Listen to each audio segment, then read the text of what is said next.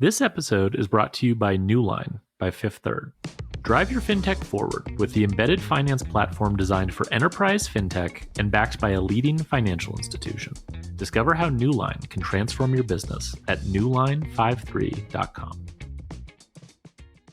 The Fintech Takes podcast is also brought to you by Paddle. Need more revenue, more growth, and more time? Over 5,000 digital businesses trust Paddle as their merchant of record, or MOR. Unlock more revenue, more growth, and more time. Get more at paddle.com.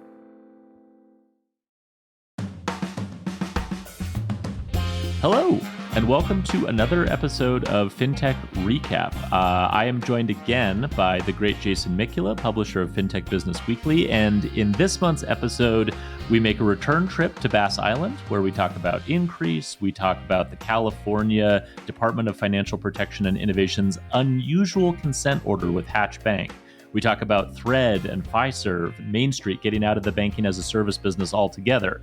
We also talk about, I guess you could say, make fun of the return of Bolt and Ryan Breslow, who has pivoted from one-click checkout to super apps, which is as ridiculous as it sounds. So we break that down. We also briefly talk about the surging interest on the part of crypto companies in getting bank charters and why that might not make as much sense as those crypto companies think. So it is an action-packed episode. I also did just want to mention before we get into that I am back out on the road for spring fintech travel season. So I will be in Washington, D.C. for a small event next week. And then in a couple of weeks, I will be in New York for StableCon, which is the stablecoin conference put on by our friends at This Week in Fintech. I'll be moderating a panel on the regulatory shifting sands around stablecoins, which is a discussion I can't wait to facilitate and honestly to learn from. So if you'll be in any of those places at those times, please look me up. And without any further ado, let's jump right into Fintech Recap with Jason. Okay, Jason Mikula is here. Jason, how are you, sir? I am doing pretty well. I mean, I have spent a good portion of my day wading through just released Q1 call reports, which is always how I like to spend my Thursdays. How are you? I'm good. I saw your tweet about happy call report release day for those who celebrate. And I think by those who celebrate, you mean those on our group chat and like zero other people at all. Like it's a pretty small universe who get excited about call report release day, but I am glad to know that you and I and some of our bank nerd friends like Hazlitt are all in that group. So happy call report release day to you as well. We missed you in Nashville. Speaking of our bank nerd friends, Kia and I were both able to attend the Alloy Labs annual sort of member meeting, and it was great. A fun time was had by all. I saw that. I was bummed that I either couldn't make it and or wasn't invited. No, I don't know if I'm welcome. It depends on who's in the room. I don't think I've ever been to Nashville. I imagine that it has good food though, like barbecue, fried chicken. What are we talking here? It does. Yeah, no, this is a great question. I'm glad you asked. I did not get a chance to have Kia, who's a local, walk me through the whole culinary scene because I think she could have done like a much more thorough job. But in my brief visit, I was able to get barbecue food, which was good because I kind of like to sample barbecue anytime I travel anywhere in the South. So really good barbecue. And then the thing I didn't get this time, but they are famous for, is their hot chicken, which I'm a huge fan of. Mm-hmm. But I didn't get to have the hot chicken this time. And so hopefully I'll get a longer trip next time I go to Nashville and I can add hot chicken to the list. But no, food was good. Insanely hot. And then the other thing that was funny was I sort of try to mix with the locals a little bit, Mikula, when I travel these places. And so took a cab because I find that cab drivers are a little more like, willing to talk when you're in the car. Uber and Lyft drivers are sort of like the millennial version of cab drivers where they won't like talk. They just want to like sort of tune you out while they're driving you. So I got a good conversation with my cab driver, had a good conversation. I actually got a haircut when I was there. And so the two talking points in Nashville are, one, the roads are terrible. So they have all apologized for the quality of the roads. Roads are terrible, big potholes everywhere. And then two, the Tennessee Titans, who, Jason, are a football team, suck and are terrible, and they are just actively making the citizens of Nashville mad. It seems to be the vibe. So those are the two other takeaways from the ground reporting on Nashville. Well, speaking of ground reporting, it seems like you have been unable to resist the siren call of BaaS Island, breaking some interesting little tidbits yourself. Do you wanna give us the lead in on what's happening outside of the burning volcano trash fire of Evolve and Synapse? I would be happy to. Yes, this is. I don't mean to step on your corner, Mikula, at all, because you are the true embedded reporter of BaaS Island. But I did dip my toes in a little bit of reporting on what's been happening in BaaS, and as you artfully laid out, I avoided the red hot inferno that is Evolve, and I sort of navigated myself to a slightly calmer but still interesting corner of BaaS Island. A couple interesting little tidbits, one of which I've written in about my newsletter, the other one I may write about soon. The first is Increase, which is a BaaS middleware platform, not as well known as the Units and Syncteras and Treasury Primes of the world, but very well respected among fintech engineers. It was founded by a guy named Dara Buckley, who was the first sort of hire at Stripe. So very early employee at Stripe, left Stripe and founded this BaaS middleware platform, very sort of strong from an engineering and technical perspective, works with fintech companies like Ramp and Gusto, has partners currently with Grasshopper Bank and First Internet Bank on the back end.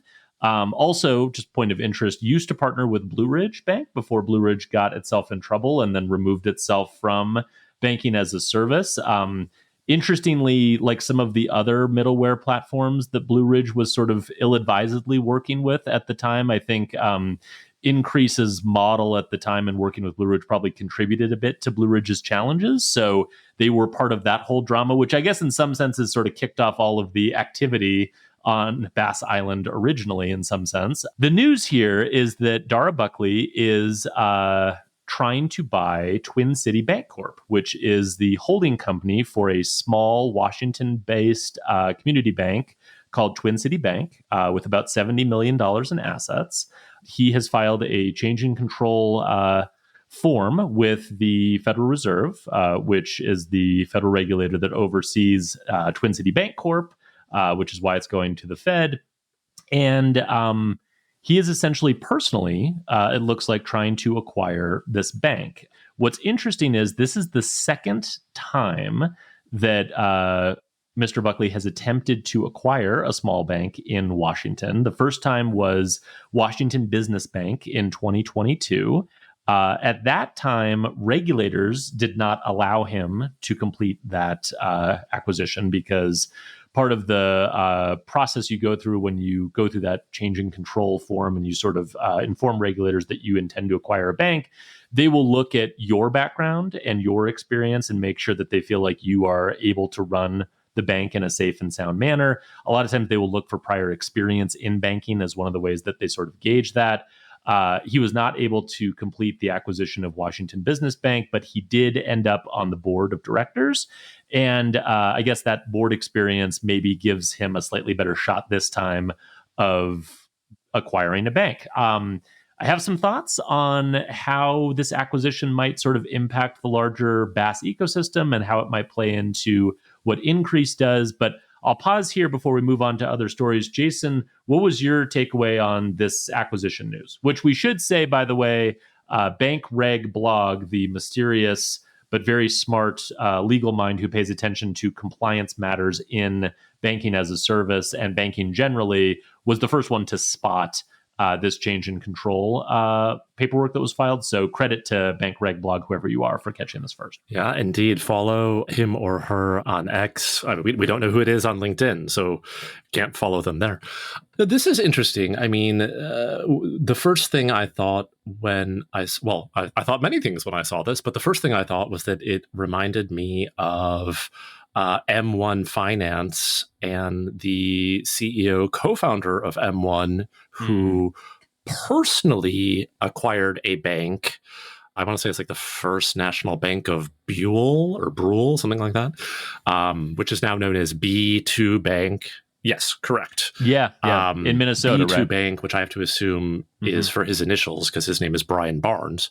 He acquired that bank personally, but then that bank, which he owned separately from M1 Finance, provides various services to M1 Finance. And when B2 got a consent order, it covered a number of things, but one of them was managing affiliate risk. So because there's common shareholders or common ownership between these two entities, it presents certain risks that you need to, of course, have appropriate policies, procedures, and controls to mitigate. So at this point, as far as I'm aware, Déjà, which props for saying that correctly, by the way. I spent a lot of time in Dublin in one of my prior roles, and I pride myself on being able to correctly pronounce names like Siobhan and Déjà when I see them spelled out, because they're not the most intuitive. But I digress. I mean, presumably, he wants to either buy or have a controlling interest in this bank in order to use it in some capacity with increase. But they are two separate, or at least as of right now, based on what we know, they're two separate standalone businesses. So it will be interesting to see how they interact, given that that constraint or that sort of like wall between the two of them, so to speak. And then the phrase you use in your newsletter, BaaS Warp Core, it is also interesting to see this direction of travel of, what I guess we would historically call technology companies becoming, or in this case, it's not buying a bank, but the trend of sort of getting closer to being a bank in some capacity.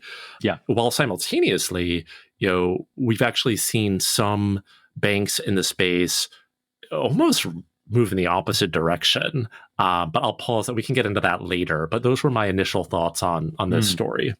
Yeah, no, I think that's spot on. I mean, to explain the BaaS Warp Core, which is a very silly term that I just made up because I was bored one day and I was writing about this space. But the basic idea is that traditionally in banking as a service, there's sort of a trade-off you have to make between the sort of technology side and the banking side, right? And so, if you want to work directly with a bank, if you're a fintech program, you are going to work with a bank, you're going to have a direct relationship, you're going to be sort of probably mitigating some of the compliance risks that we've seen pop up in banking as a service, because direct tends to be a model that people prefer, so much so that we've sort of lost track of what direct actually means a lot of times when we talk about this. But like working with a bank with no intermediaries in between is generally seen as like safer. The trade-off is almost every bank out there has really bad technology if they're in banking as a service, right? It's very, very rare that you find a bank that's in banking as a service that has state-of-the-art technology that fintech engineers just can't wait to build on top of. If those engineers want that sort of interface and that technology, then they will tend to pick one of these middleware platforms. But then, of course, the risk you're taking is you're sort of getting a little disintermediated from the bank, and there's potential risks or challenges there, as we've seen over the last couple of years.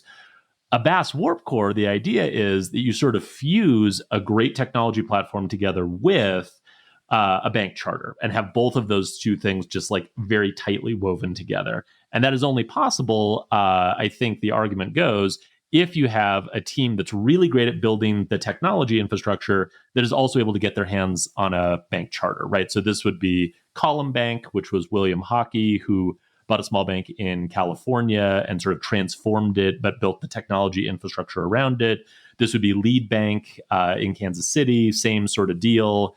That was Jackie Reeses who bought that one with a group of investors, and again, sort of wrapped modern technology around it. I think you could also potentially put into this category like New Line by Fifth Third would be an example. Maybe Cross River, since they're investing a lot from a monetary perspective and building up kind of modern technology. But marrying those two things up is what really sophisticated large fintech programs want. The challenge is, and this is why I call it a BaaS Warp Core, if any of those two things get out of alignment at all, it's like a matter-antimatter explosion and bad things can happen. And so I think that's why regulators tend to be very cautious about allowing technologists who don't have a lot of banking experience to buy a bank, particularly when it's for infrastructure, right? We're going to talk later about fintech companies buying a bank charter just so that they can have a better business model. This is different, right? This is an infrastructure company buying a bank charter in order to be a better, more integrated banking as a service infrastructure provider. And so this category is one that there's not a lot of players in, but clearly I think this is signaling that Increase and Dara intend to try to get into that space more directly and compete there. So I do think it's interesting, to your point. Two additional very brief thoughts on that before we move to the next little bit here.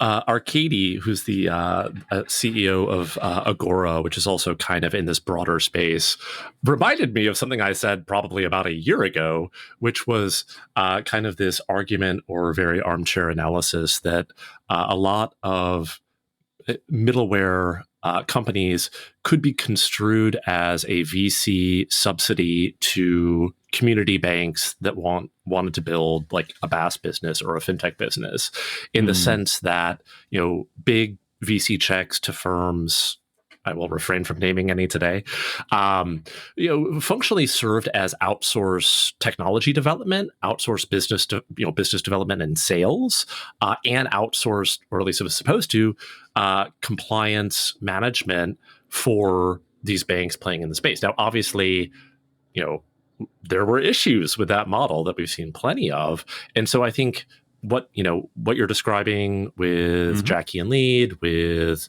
William and Column, and perhaps here with Increase, is putting those pieces more closely together, particularly now that I would argue that sort of VC subsidy in that middleware space is in the rearview mirror. I mean, we've seen obviously Synapse, we've seen Solid go bankrupt.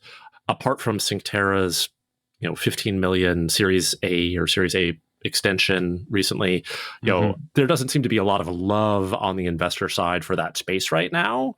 And so this sort of seems to be the evolution of that model. But we'll be interested to see how this develops. Yeah, no, I will too. It's a space I'm keenly interested in, and I will try to cover it both in the newsletter and on the podcast, because I do think sometimes developments can happen here sort of quietly, right? And that's the thing that's fascinating about this space, is that some players will sort of move in very loud, sort of obvious ways, and others will move sort of very quietly. Increase is not a name a lot of people know, because they do tend to move a lot behind the scenes, which I think is good strategy on their part. But probably smart. It'll be interesting to see if I would say so, based on the last couple of years, right? Like, the quieter you can be in the space, the better, I would imagine. Like, if you're on BaaS Island, you don't necessarily want people to know. Speaking of which, Jason, I have one other little bit of news to share. And again, I apologize for stepping on your corner, because this one I felt bad about. But I just happened to notice that at the beginning of April, the California Department of Financial Protection and Innovation reached a consent order with Hatch Bank. Now, Hatch is a $118 million in assets California chartered industrial bank. They got into banking as a service in 2018, making a pretty significant pivot from their sort of historical business as a community bank and commercial lender. Notable fintech programs that have been built on Hatch include WiseTech, who they're still working with, and HM Bradley. Listeners might remember that HM Bradley actually ran into some trouble in working with Hatch in 2021, 2022, because Hatch was essentially not able to keep up with the voluminous amount of deposits that HM Bradley was bringing to the bank, and they had to basically throttle them down and stop them from growing, which was really bad for HM Bradley at the time.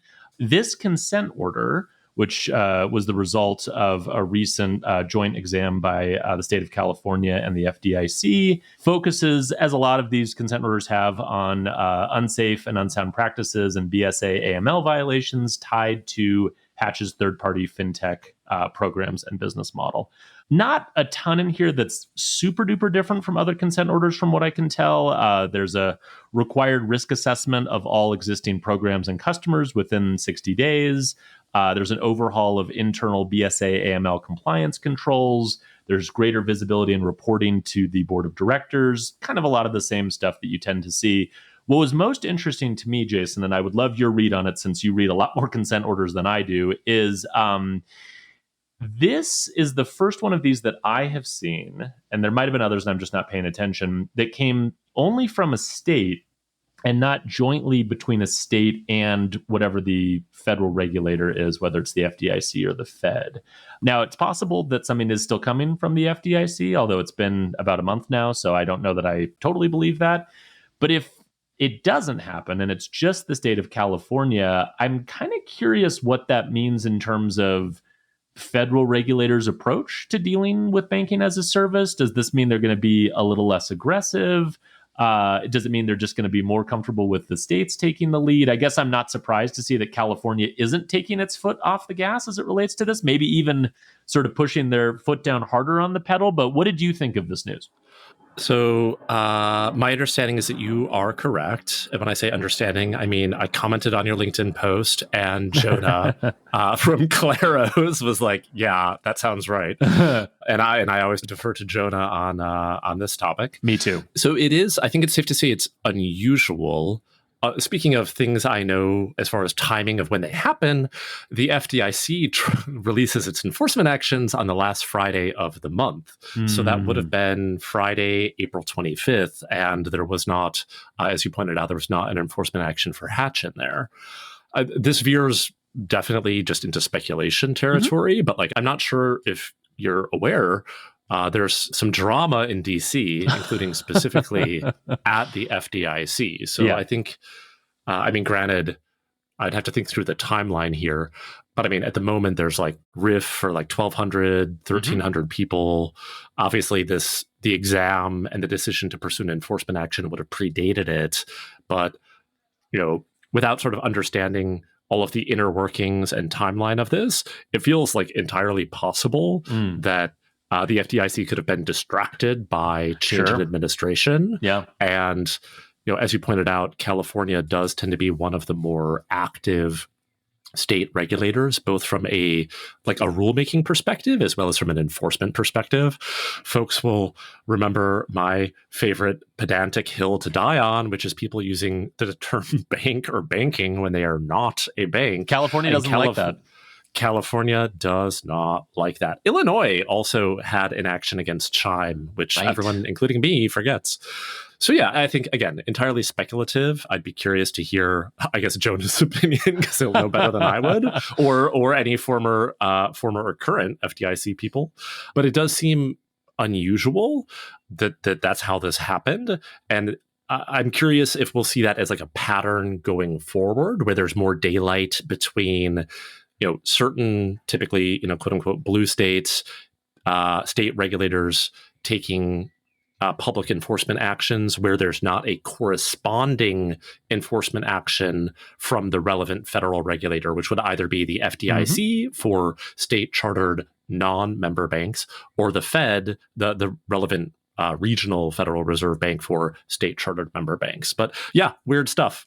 It is very weird. It is very weird. The only other thing I'll add to that are two quick things. One is I did get into a bit of a discussion with someone on Twitter about, I guess, expressing surprise that there are banks that are still making these kind of mistakes or haven't sort of remediated their way proactively out of making these mistakes, because this, you know, enforcement action did result from a relatively recent exam, right? And so like, it's not like there wasn't sort of a roadmap out there already for how to avoid having this type of consent order happen. So I think that is interesting. And there is, I don't know, a thing I've been thinking a lot with BaaS Island is just, are there banks that are too small to be somewhere in the BaaS Island atoll, right? Like if you're below a certain size in terms of assets and in terms of number of employees, maybe you just don't have the resources necessary to kind of meet the expectation here. And so I think that's one thought that occurred to me. And then the other point, just real quickly, is there has been some leadership changes at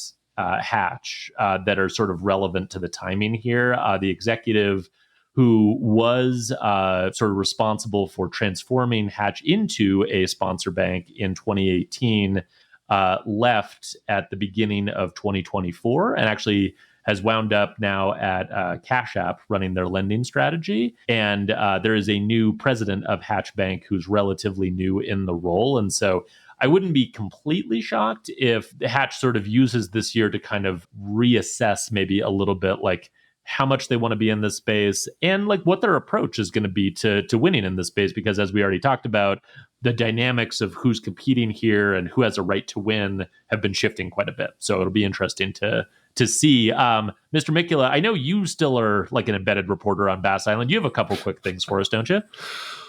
Yeah, well, I mean, speaking to sort of who has the right to win and making strategic decisions about like, oh, maybe this isn't the right business for us given priorities and resources, two interesting recent or semi-recent developments. Main Street Bank, which had a homegrown BaaS business unit called Avenue, made the decision to exit that.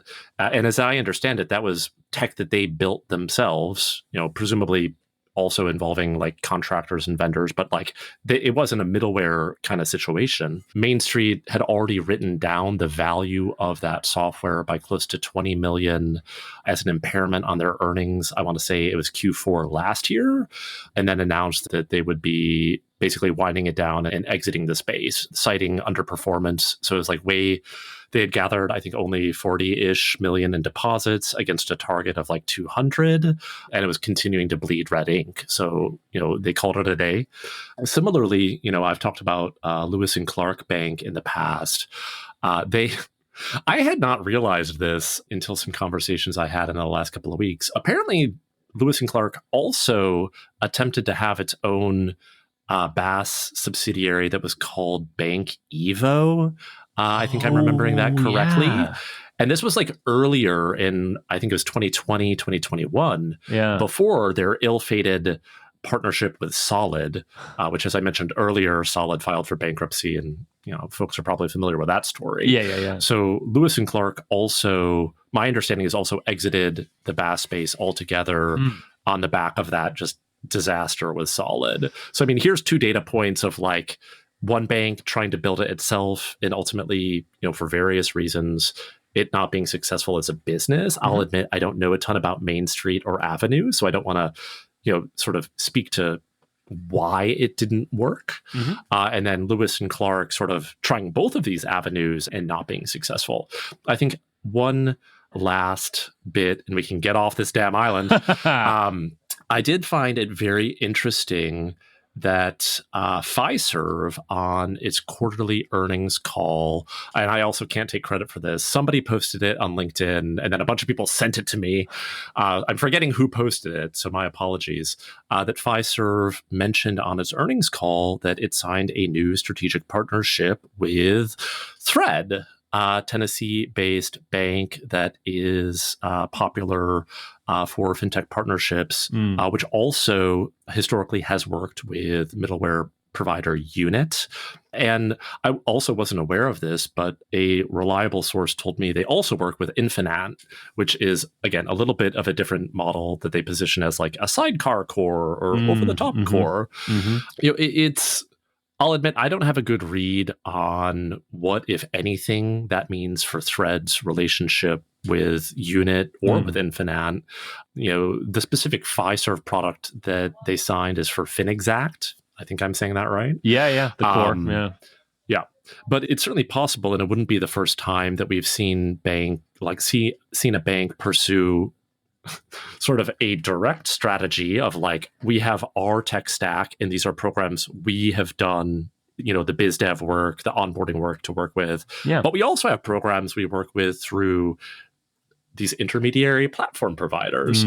So I don't know if you have any hot thoughts on Thread or the other banks before we pull the ripcord. Can you get it off an island by pulling a ripcord? I don't think you can, Jason, which is why you've been stuck on the island for 3 years. You're mixing your metaphors. You're already on the island, man. You jumped out of the plane and you were stuck. No, but we can at least stop talking about it soon.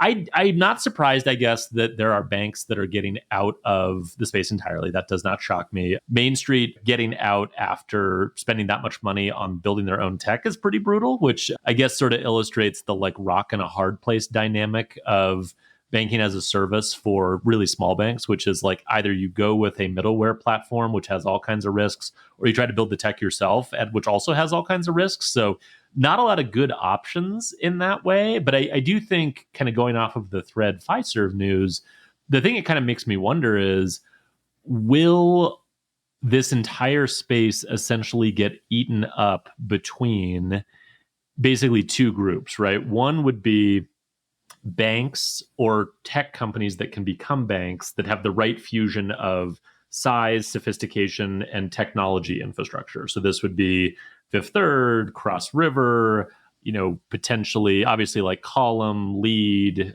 Increase, if they were to sort of fold in a bank in the way we were discussing before. So there's sort of that like category of like big / very sophisticated technology company that also has a bank charter. That would be one group. And then the other group would be essentially just the cores, right? Absorbing a lot of this existing activity. And so we know that FIS bought Bond, which was a middleware platform, a couple of years ago now, and has been sort of incorporating that into its own sort of embedded finance business. I didn't really realize Fiserv was as active here as maybe they seem to be now. So that's interesting. Obviously you mentioned like Infinite, which has its own sort of side core positioning. We've seen some of the other providers like Unit kind of try to reposition themselves essentially as core banking providers, even though that's harder to do than you might just be willing to say. Someone like a Helix by Q2 is a core, right, in that fashion. So I wonder if the sort of wide open, fun, Wild West ecosystem of banking as a service, and particularly banking as a service middleware, will sort of end up either getting sucked into large, sophisticated banks that are going to do this themselves, or the banks are going to get pulled in by the cores, and the cores might scoop up any good technology or teams that they like in this space. I will say, just as a final point, all of this is the core banking providers' fucking faults, because if their technology was easier to work with, we wouldn't have to use FBO accounts, which would have caused all of the problems in the first place. So perhaps there is some poetic justice in the cores ultimately fixing all of these problems as it relates to banking as a service and making this work better and in a more logical way. Jason, with that little surprise rant, maybe we can jump to another topic where we might also rant a little bit. Looking to grow your fintech with scalable API-enabled payments? Newline by Fifth Third empowers enterprise companies to accept and process payments seamlessly. Effortlessly launch and scale payment, card, and deposit products directly with Fifth Third Bank. Learn more at newline53.com. Do you need more? More time? More revenue? More growth? Software companies are born global, but the complexity of selling worldwide can be overwhelming. Managing payments, sales tax, fraud, refunds, these things slow you down, but getting them right is essential. That's why over 5,000 digital businesses choose Paddle as their merchant of record, or MOR. More. Complete sales tax compliance globally, multi-currency payments, fraud protection, billing support, all taken care of. With Paddle's MOR model, you get more. More time, more revenue, more growth. Learn more at paddle.com. Yeah, for sure. So, it's been at this point, close to 2 months since FinTech Meetup. Apparently, I'm nostalgic for Vegas, and that's why we need to talk about this. There was a very interesting keynote interview that I actually attended, and I usually am too busy running around getting blisters in the Venetian to catch too many of the sessions. But I caught Ryan Breslow's image rehabilitation tour, which I have to say was actually I found quite uncomfortable to watch. But I'll admit, I don't think I've seen him speak publicly before, so I didn't have a frame of reference of is this normal, or is this some kind of departure from sort of his normal mannerisms and style of speaking. I found it to be pretty cringeworthy, but I guess also a bit of sympathy taking what he said at face value as far as I know he got a lot of flack for, taking a loan from the company. Sure. He was sort of explaining like, hey, this was instead of taking a secondary. Remember secondaries? They're probably back. They are. They were briefly. Yeah. So instead of, for folks who are less in the VC, ecosystem, instead of basically selling some of his own shares when raising additional money to get liquidity, to get cash that he could actually spend, borrowed money from the company as to demonstrate he was, still all in and still believed in the mission. Taking that at face value, that puts it in a little bit of a different light than like, oh, he was greedy and took this loan and the company blew up. Sure. But we're not here to critique his talking points. But Bolt did relaunch, I guess. So I'll admit, I don't think I even really knew that Bolt's first incarnation was as a one-click to buy crypto.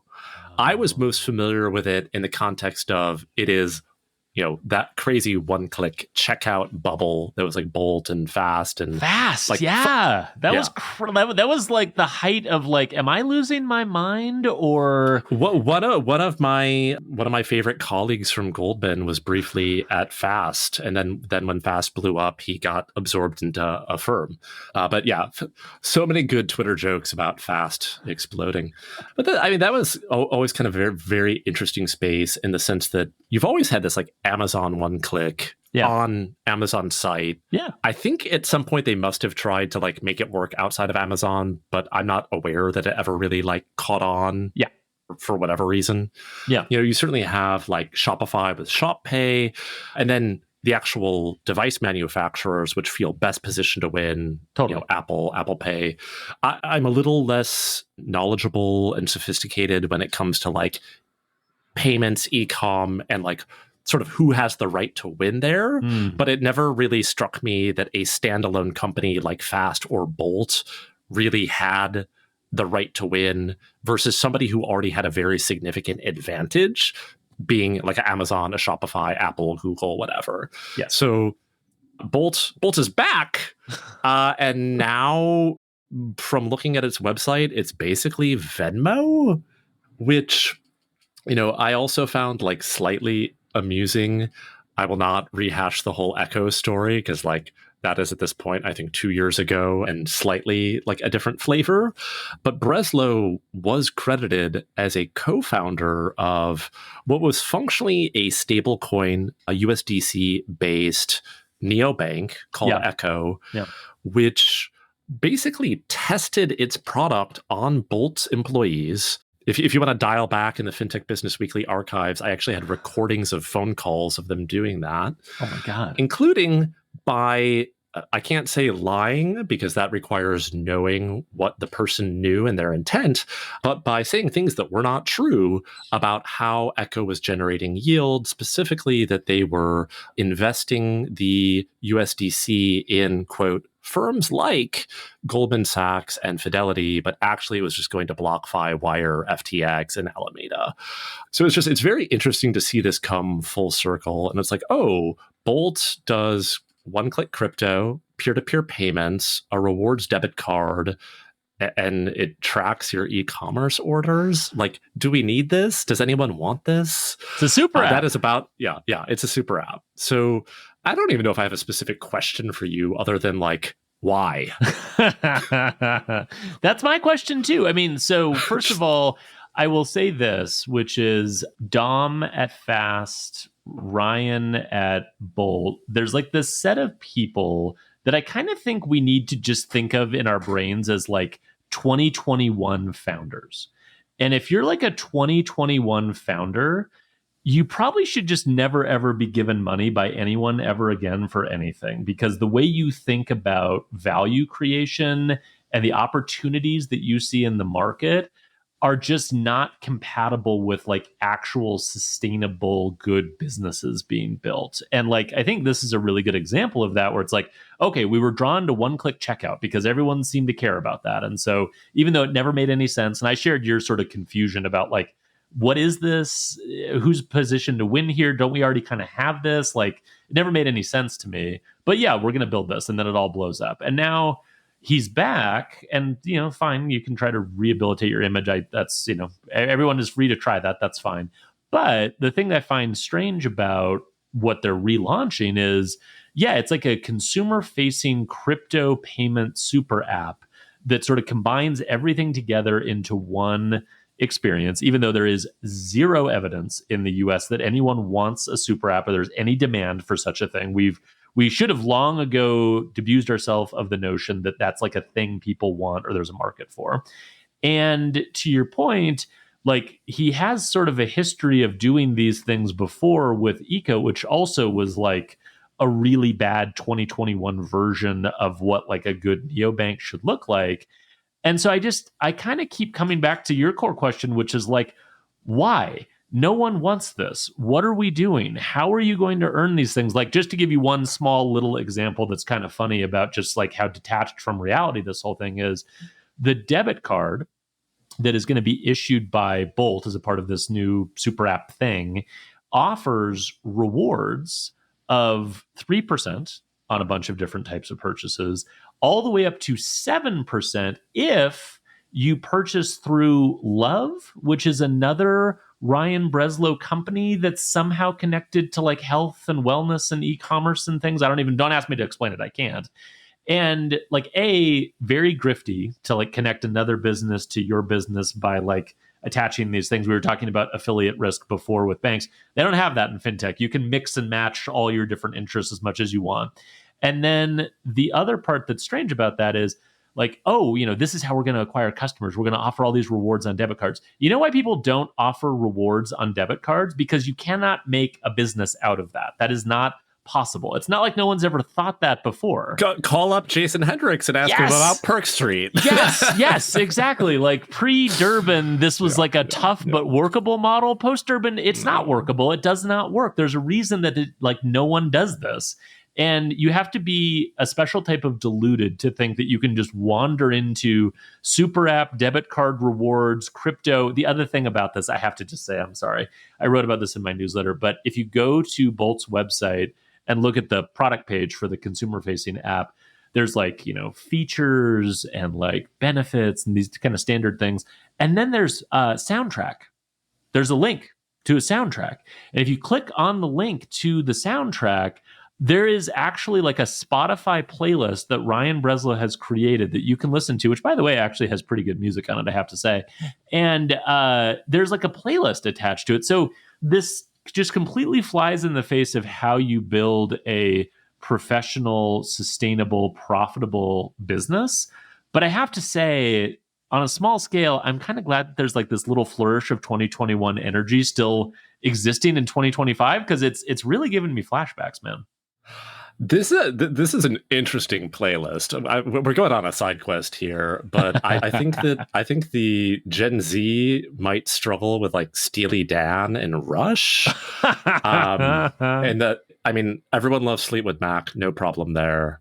Natasha Bedingfield, Unwritten, like that just feels like a left field. I mean, I like that song, but it feels, feels like a left field. the best one, the most ironic, but I don't know that Ryan understands the irony, is a song from The Who, Won't Get Fooled Again, which is for any investors or employees who've ever trusted Ryan Breslow in the past. Having a song on there called Won't Be Fooled Again is pretty great, I have to say. So, the irony and the lack of self-awareness of 2021 is back in full force. And I got to say, it's magnificent.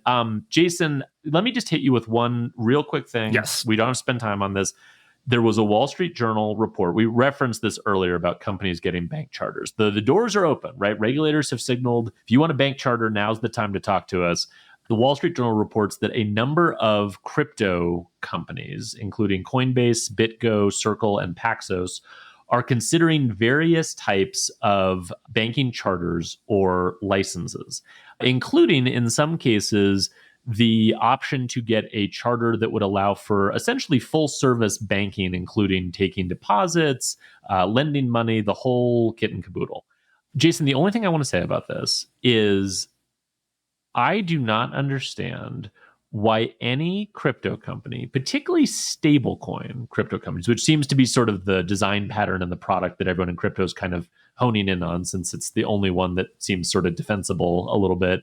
I don't understand why they would even consider trying to become a full service bank when Congress is this close to finalizing legislation that is essentially going to create a new type of regulatory framework for a narrow bank for stablecoin issuers that would allow them to hold deposits while not being subject to the same level of scrutiny and capital requirements and other things that a normal full service bank would want to do. Like, this is wild to me. Just be a narrow bank, right? Like the reason we don't have narrow banks as a dominant model in this country is because it creates larger sort of systemic problems for the financial services industry and for our economy. There's concerns about liquidity and availability of lending. Like, we don't have narrow banks because it potentially is bad for the economy and bad for society. Narrow banks are a great business model. They're an amazing business model. And like, you are being presented with this option to just be a narrow bank. It really, to me, indicates that crypto companies don't have any idea what they actually want. Because if they knew what being a bank is like, they would run as far away from it as possible. What was your quick reaction to this Wall Street Journal article? Yeah, if I'm remembering the article correctly, it specificity about specifically what kinds of charters and or licenses they were pursuing. Yeah. But I unsurprisingly, tend to overwhelmingly agree with you. It's like, well, the business model of like holding all these customer deposits and then parking them in treasuries and not paying, in most cases, no interest on these stablecoins, has actually turned out to be a pretty great business model, at least in a higher interest rate climate where those treasuries are, yielding something a little bit higher than they were 5 years ago. I mean, one wonders if they're estimating the pain, and I talked about this at some length with Michelle Alt from Claros, wonders if they're underestimating like the pain and expense of being regulated as a bank, right? I mean, if you look, not to steer us back into the rocky shores of BaaS Island, but if you look at the banks that have the highest ROE or ROA in that space, it's not the ones that actually make and hold on to loans on their balance sheet. It's the ones that do a lot of payment processing. So like a lot of, BIN sponsorship, and or the ones that act as lender of record, but actually don't put up their capital or maybe hold on to 5% of the loan for regulatory purposes. But they're basically collecting a fee to let somebody else use their charter and then selling 95% of the credit risk. Yeah. So it's like actually doing the business of banking, holding deposits and making loans. Not that it can't be a great business. Of course, we think it is because, we're in this industry. But it may not generate the kind of outsized returns that people in crypto either think it might, or that they're looking for, or that their investors are looking for. No, I mean, I totally agree with that, right? I mean, I just think to put it in very simple terms, and Matt Levine wrote about this in Bloomberg a little bit, but he kind of called it like the alchemy of banking, right? Which is, in more technical terms, described as maturity transformation, right? Which is you take deposits and you transfer them into loans and you manage the risk of essentially having deposits that could leave at any time, loaned out against loans that have a very set sort of repayment schedule. Like that maturity transformation, it's super dangerous, right? It's like really hard and really dangerous. And all of the things that suck about being a bank are basically safeguards we have put in place to make maturity transformation work at scale.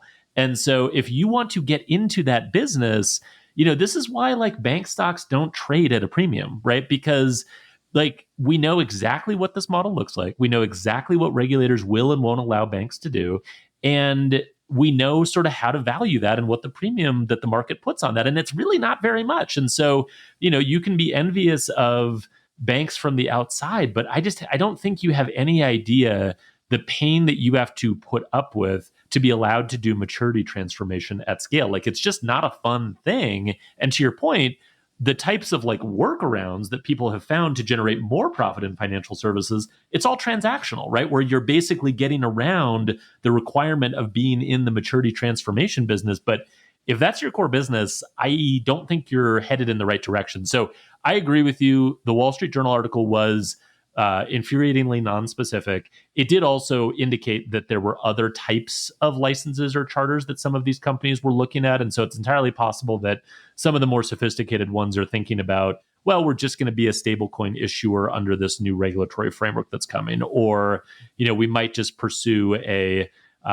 state, custody trust, charter from the state of Wyoming or whatever. Like there are alternatives that are probably more attractive, but in some cases, if they're trying to look to become a full service bank, like danger, Will Robinson.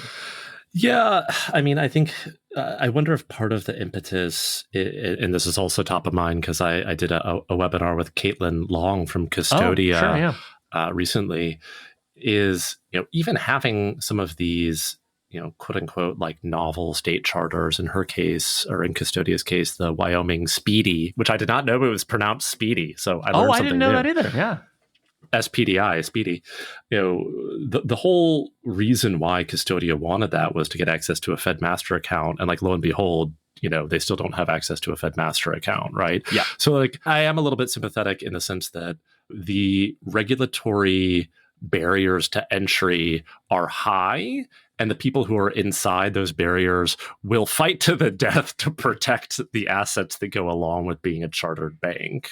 So which you're seeing a little bit in the stablecoin space as far as like CSBS pushing back on what they perceive as some of the risks there. So no, that's 100% true. I mean, I think, and again, if you look at some of the legislation and some of the stuff that's happening under the new administration right now, a lot of it is basically focused on like, how can we ensure that someone who has this stable coin issuer sort of charter or license or whatever it's going to be, how do we ensure that they don't unfairly get cut out of like having access to the Fed's payment rails and things like that? So that stuff is being worked on. But no, I share the sympathy about like what type of bank do we need to be in order to get access to the things we need to run our business, and that I think is absolutely a fair concern.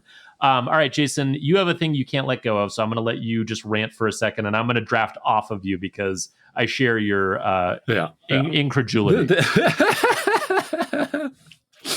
I mean, to be, I think you're like the OG on this topic, but like, I think we both have spent a lot of time and tweets on it. Yes. Tomo credits. So I unsubscribed. Well, I blocked them as spam in my real email because they just keep coming. But they won't stop. My second and third email address, I like to see what false advertising they're doing. Somehow still exist. I was really hoping against hope that before Chopra was fired, that like somehow magically a lawsuit or enforcement action would drop, although that apparently wouldn't have meant anything anyway because Russ Vought would just like roll it back. Correct. Or like ask the settlement to be dismissed or whatever. Yep. But in a just very bizarre lawsuit, Prism, which was spun off from Petal, Prism is cash flow underwriting. I know that you're very familiar, has applied for the trademark on the term cash score. Tomo at some point like started using this term. Prism was like, hey, like actually we have a trademark, or we're applying for a trademark for that term. And Tomo, just to be clear, was like they were trying to say that they had a cash flow underwriting score, which I'll just go ahead and say that is a lie. No. That is a blatant lie. They've never built that technology. That score does not exist, but in their efforts to continue pivoting into something profitable, briefly tried to pretend. Right.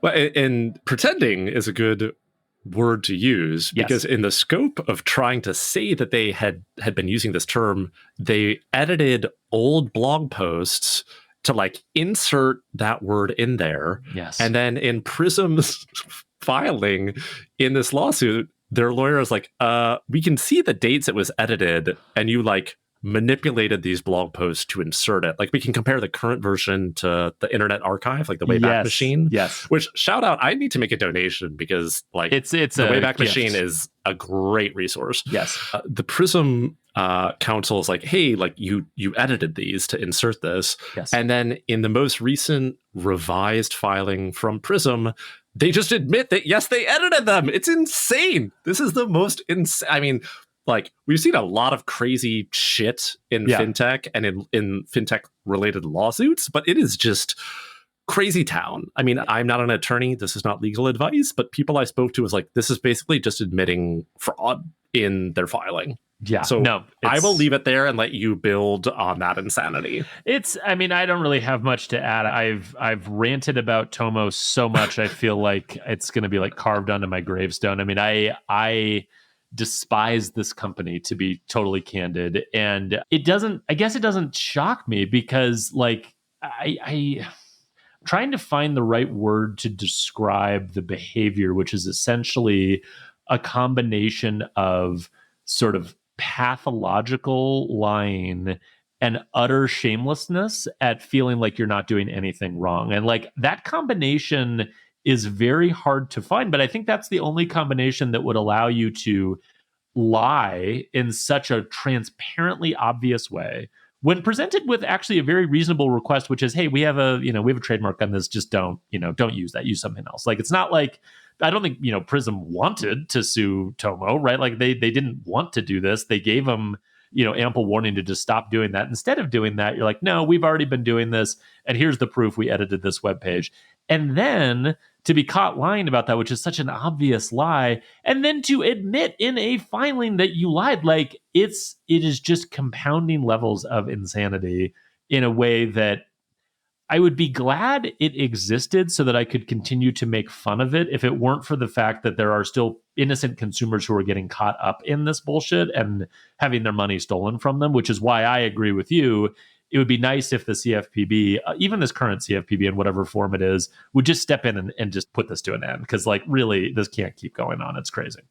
Yeah. If any state attorneys general or state regulators are listening, Alex and I are at this point just like literally begging you, please do something. Have ChatGPT draft a complaint. Like, just stop them. Just do it for us. Like, you don't even have to have any other motivation. Just please do it for us. We can't keep talking about them. It's driving us insane. All right, Jason, fun as always. I enjoyed this tremendously. We'll be back at it again in a month, but until then, be well, sir. Likewise.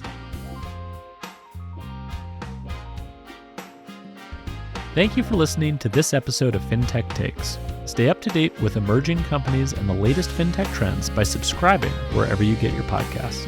And if you love Fintech Takes, please tell a friend.